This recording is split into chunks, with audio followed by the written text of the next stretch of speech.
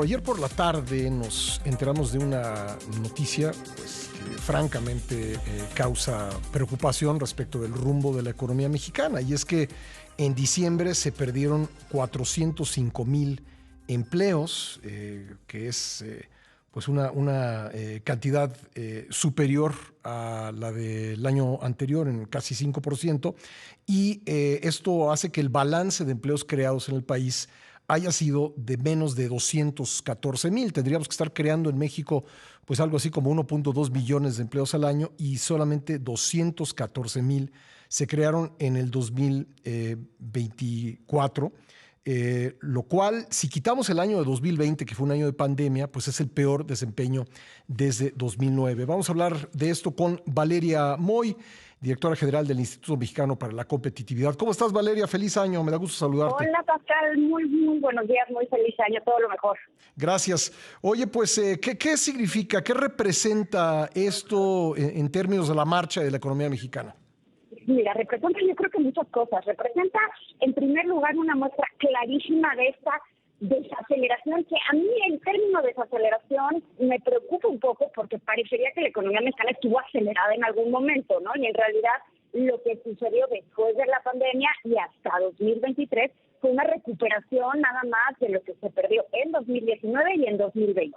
Pero más allá de ese término, el dato de empleo pues nos muestra pues claramente un estancamiento de la economía mexicana y en particular de la creación de empleo. Ahora, otra cosa que me parece clarísimo con este dato es que la grieta que tenemos en el mercado laboral, porque en México tenemos un mercado laboral completamente fracturado entre el mercado laboral formal y el mercado laboral informal, fracturado, Pascal, pero no lo veamos como dos conjuntos separados, ¿eh? Todos transitamos entre la formalidad y la informalidad en diferentes etapas de la vida.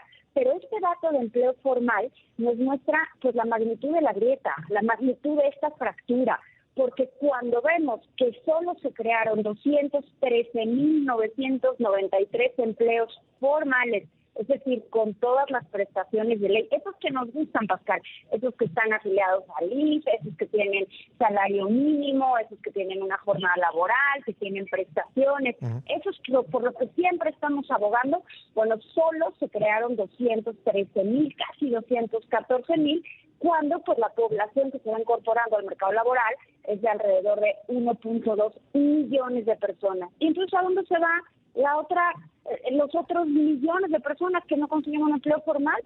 Pues a la informalidad. Y entonces no nos debería de sorprender que el 54.6% de la población ocupada, es decir, de la población que trabaja, lo haga desde la informalidad. Si se tienen que crear en el país alrededor de 1.2 millones de empleos, en el sexenio se debieron haber creado 7.2 millones, y entiendo que no se creó ni la mitad de eso, ¿verdad?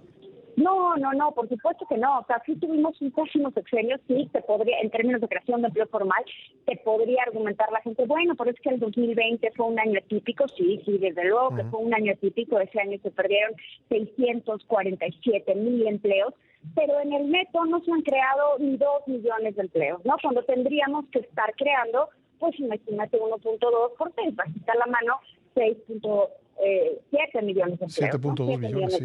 7 millones de empleos, y pues estamos aquí. Ahora, esto que se ha creado en el sexenio del presidente López Obrador fue un pésimo dato, pero nunca se han creado los empleos que se necesitan. O sea, no es que quiera yo minimizar el dato, pero nunca en la historia se han creado los empleos formales que se necesitan, justo pues por esta grieta, por esta fractura, por esta división que hemos generado nosotros mismos, me refiero al sistema legal mexicano, el sistema laboral mexicano, entre lo formal y lo informal.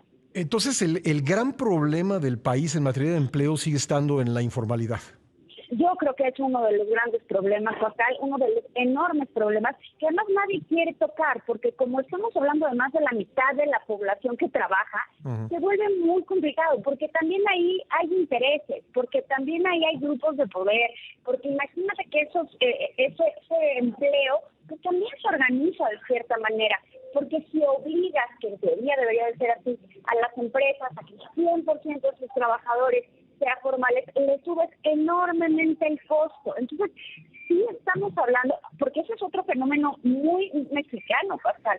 Dentro de la formalidad hay informalidad, es decir, hay informalidad en los trabajadores del gobierno, hay informalidad en los trabajadores de las empresas, o sea, hay informalidad por todos lados, y eso se debe pues a lo que hemos creado. Entonces sí, estas grietas en el mercado laboral me parece que es una muestra de lo mal que lo hemos hecho laboralmente en México, y en particular el dato de empleo que nos sacó el INSS ayer, que nos dio el INSS ayer, donde se perdieron 405,000 empleos en diciembre, pues sí se habla de una desaceleración o de un estancamiento, por lo menos en la creación de empleo.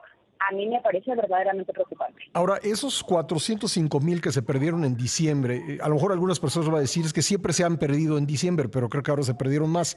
Esos 405,000, ¿puede ser que se pasaron al mercado informal?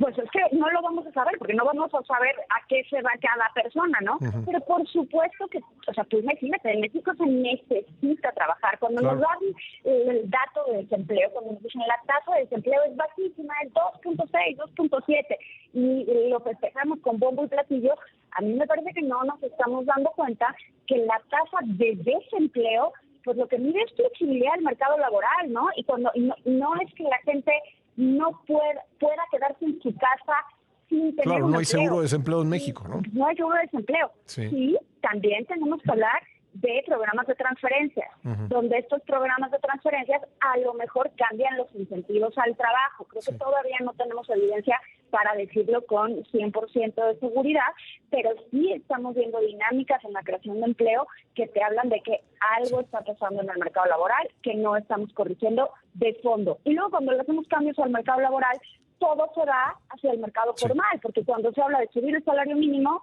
pues ¿a quién le toca? A los trabajadores que están en el mercado laboral formal. Cuando se habla de reducir la jornada laboral, ¿a quién beneficiaría? Solo a los trabajadores que están en el mercado laboral formal.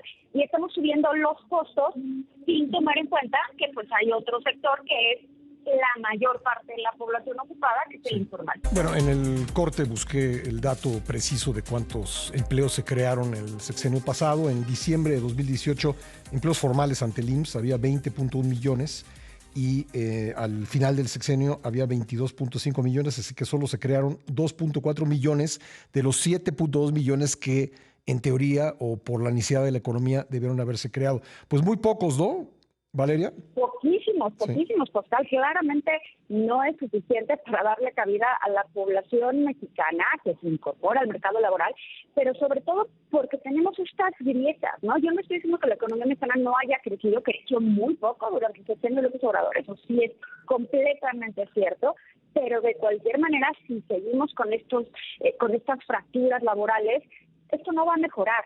Pero sí, evidentemente, el dato de diciembre, el dato que nos dio ayer el INSS, es el peor dato, sin contar el de la pandemia, donde más se perdieron empleos, que fue en abril de la pandemia, en abril de 2020, que se perdieron 555,000 empleos. Sí. Después de esa pérdida brutal, el siguiente es este diciembre.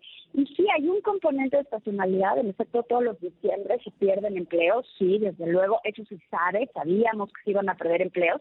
Pero, por ejemplo, donde se había perdido más, cuando tenemos los datos, en el primer diciembre que le tocó al presidente López Obrador, fue cuando se perdieron más empleos, de todos los diciembres que se tenía histórico. Después, en el diciembre de 2019. Así, o sea, sí estamos viendo pésimos datos de empleo, y ya cuando vimos el dato de diciembre de 2024, pues una pérdida de 405,000 empleos que no habíamos visto nunca, salvo el mes de la pandemia. Entonces, sí, por donde se le quiera ver, si lo quieres ver acumulado, si lo quieres ver solo en diciembre, si lo quieres ver solo en 2024, como lo quieras ver, Pascal, es un pésimo dato de creación de empleo. Valeria, ¿debemos atribuir esa pérdida de empleos en diciembre a la incertidumbre que generó la elección estadounidense de noviembre del año pasado? No, yo creo que no. Yo creo que esto habla más bien de dinámicas internas. Los malos datos de diciembre, donde vemos siempre pérdidas de empleo, la forma en la que lo calcula el INSS registra las contrataciones, los ingresos al mercado laboral, por decirlo de alguna manera, las afiliaciones al INSS, y cuenta las salidas, los ingresos con un signo positivo, las salidas con un signo negativo.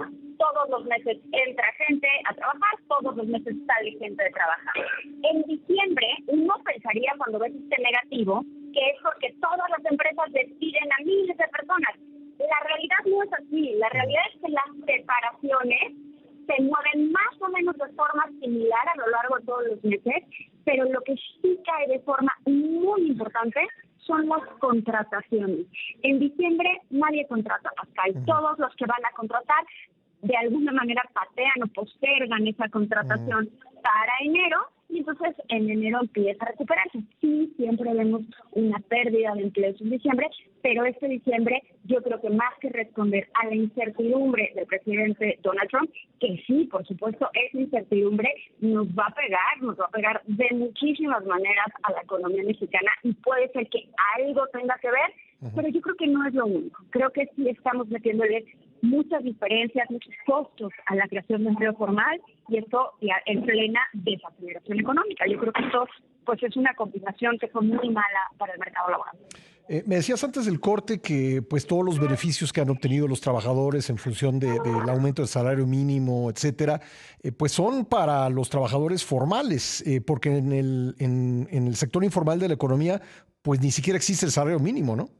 No, no existe el salario mínimo y no existe la idea, ni siquiera, hay que pensarlo de verdad de forma más cruda. Ni aguinaldo, no existe la idea ni de nada.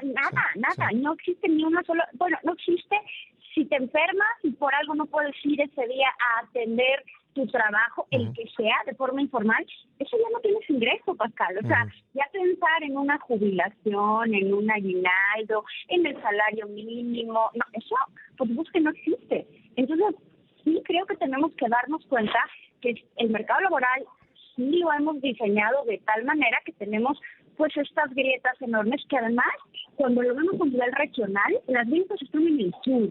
Donde tenemos una informalidad brutal es, por ejemplo, en Oaxaca. En Oaxaca la informalidad alcanza el 80% de la población. Sí. 80% de la población que trabaja. O sea, no estoy hablando de toda la población, estoy hablando de la población que trabaja y lo hace de manera informal. Oaxaca es el que lidera este pésimo indicador, pero le siguen de manera muy cercana Guerrero, Chiapas. La informalidad se concentra en el sur, y para mí, Pascal, no es ninguna sorpresa que también en estos estados se concentre la pobreza y se concentre pues menos progreso y menos desarrollo. A lo mejor tendríamos que platicarlo de forma más amplia en otra ocasión, pero nada más lo dejo como un apunte. He entrevistado aquí a Santiago Levy, que pues ha estudiado mucho el tema de la informalidad y decía que hay que cambiar los incentivos, ¿no? Que los incentivos están mal.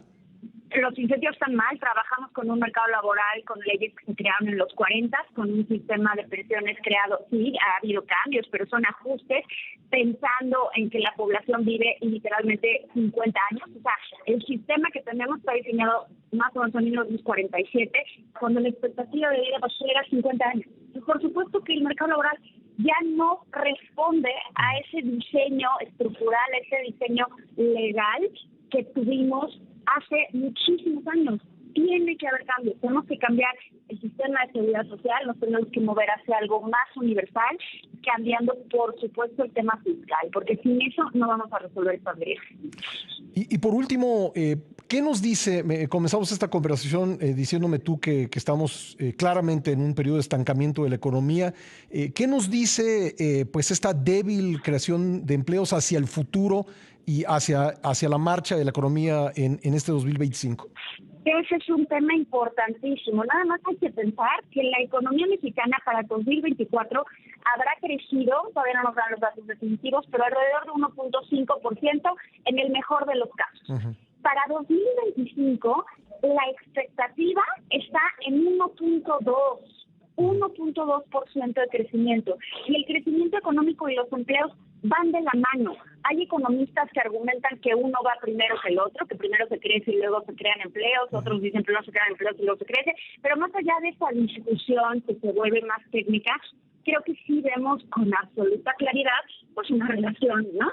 Si no crece la economía, pues qué empleos se van a estar creando. Y si las expectativas de crecimiento para este año son de alrededor de 1.2%, hay instituciones que tienen una expectativa de 0.2%, que ojalá no sea el caso, pues por supuesto que vamos a tener un mal año en términos de empleo. Ojalá no sea cierto, porque ojalá que todo se acomode y ojalá que nos vaya bien en la negociación con Estados Unidos, ojalá que eso suceda.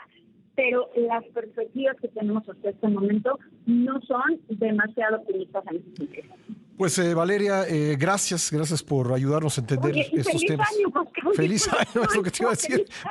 Parece una contradicción decirlo, pero bueno, así las cosas. Feliz año, que te vaya o el mejor posible, Valeria. Muchas gracias siempre por tu ayuda. Gracias, un abrazo. Hasta luego. Hasta luego. Valeria Moy, directora general del Instituto Mexicano para la Competitividad. Pues, ¿cómo ve usted? 213,000, 214,000 empleos creados en un año en que pues más de 1 millón de mexicanos necesitaban un empleo o necesitan un empleo cada año. Y eso nos lleva globalmente en un sexenio a 7.2 millones y el sexenio pasado solo se crearon 2.4 millones de empleos formales. Los demás, como bien decía Valeria Moy, pues están en el mercado laboral porque nadie en México se puede dar el lujo de no trabajar. Si no tiene trabajo, si no tiene un trabajo formal, pues buscará otro trabajo en el mercado informal y si no, pues estacionará su auto si lo tiene y en la parte de atrás, en la cajuela, pues lo llenará de comida y la venderá. Pero nadie puede darse el lujo de no trabajar. Entonces, la gran mayoría de los empleos en este país están en el sector informal de la economía, donde, ya lo decía Valeria, pues no hay ningún tipo de prestación. Si se enferma alguien, pues ese día no cobra. Y si no cobra, probablemente no come.